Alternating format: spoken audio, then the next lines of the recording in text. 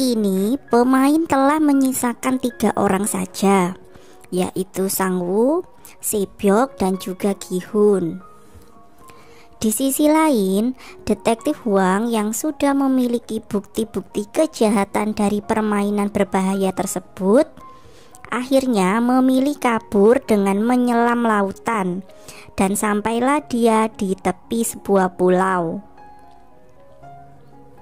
Detektif Hwang kemudian mencoba mencari sinyal untuk menghubungi rekan polisinya untuk melaporkan apa yang sudah ia temukan.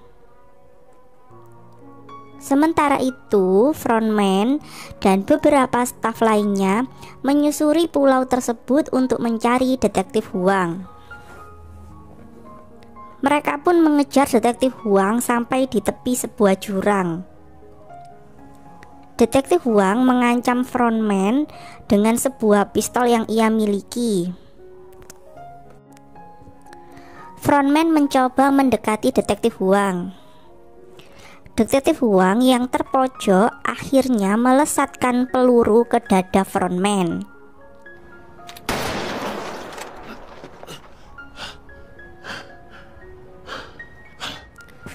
Detektif Hwang sangat kaget saat melihat frontman membuka topengnya. Ternyata frontman adalah kakak yang selama ini dicari oleh detektif Hwang. Detektif Hwang kaget dan tidak menduga kakaknya tega melakukan semua kejahatan tersebut. Saat itu frontman mencoba menolong detektif Hwang dengan meminta detektif Hwang bergabung dengannya. Hal itu untuk keselamatan detektif Hwang sendiri. Detektif Hwang menolak hal tersebut, sehingga frontman tidak memiliki pilihan lain selain membunuh detektif Hwang.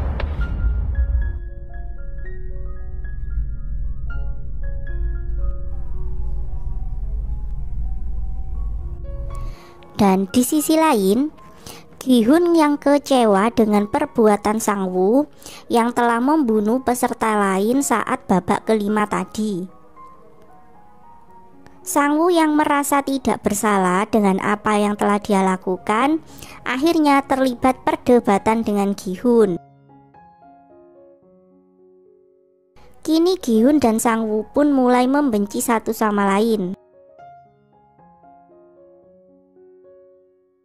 Sebelum game babak berikutnya dimulai, para staf menyiapkan seragam baru dan makan malam mewah untuk para peserta yang tersisa.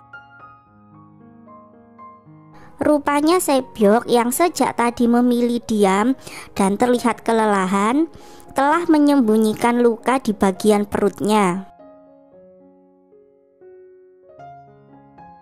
Saat game babak kelima berakhir, Se-byuk tidak sengaja tertusuk pecahan kaca yang cukup besar di bagian perutnya.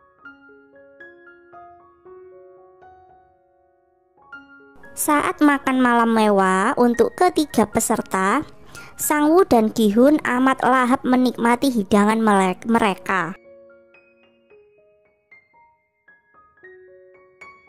Namun berbeda dengan Se-byuk yang tidak mampu menghabiskan makanannya dan terlihat semakin pucat.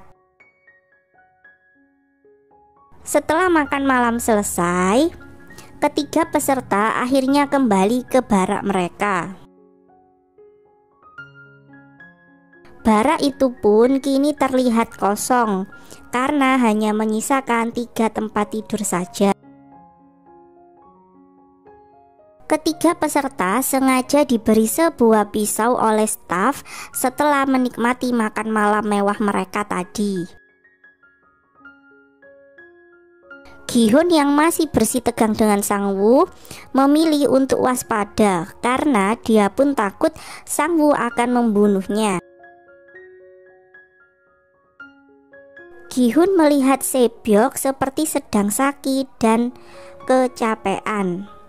Kemudian Gi-hun pun mendekati Se-byuk untuk menanyakan keadaannya. Sebyok sempat salah paham dan mengarahkan pisau kepada Gi-hun. Sebyok mencoba menyembunyikan kesakitannya dengan mengatakan bahwa dirinya hanya kelelahan saja. Sebyok dan Gi-hun kemudian saling bercerita satu sama lain. Sebyok menceritakan tentang adiknya dan kemudian meminta Gi-hun untuk menjaga adiknya kalau Sebyok nanti tidak bisa keluar dari game yang berbahaya ini.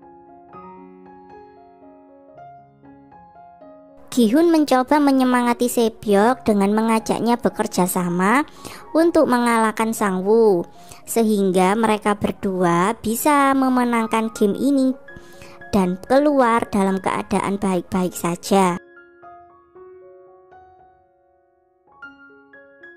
Saat Sang-woo tertidur, Gi-hun berniat untuk menyerangnya. Namun Sebyok menyadarkan Gi-hun bahwa Gi-hun adalah orang yang baik, sehingga tidak boleh menyerang seseorang dalam keadaan lengah. Kemudian Sebyok akhirnya pingsan karena tidak sanggup lagi menahan sakit dari luka di perutnya. Gi-hun kaget dan panik melihat kondisi Sebyok dan kemudian meminta pertolongan kepada para panitia. Namun semua itu ternyata sudah terlambat, karena Sang-woo memilih untuk membunuh Sebyok agar Sebyok tidak terluka semakin parah.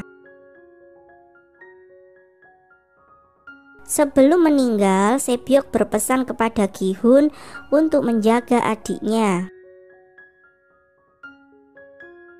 Gi-hun amat emosi melihat perbuatan Sang-woo kepada Sebyok.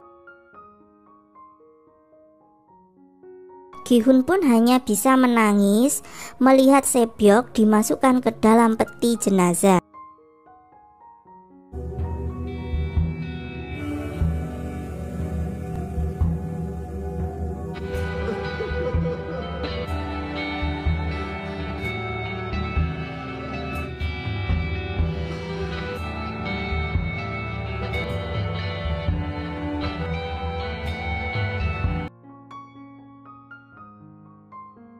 Dan di sisi lain, frontman nampak depresi dan juga trauma karena telah membunuh adiknya sendiri.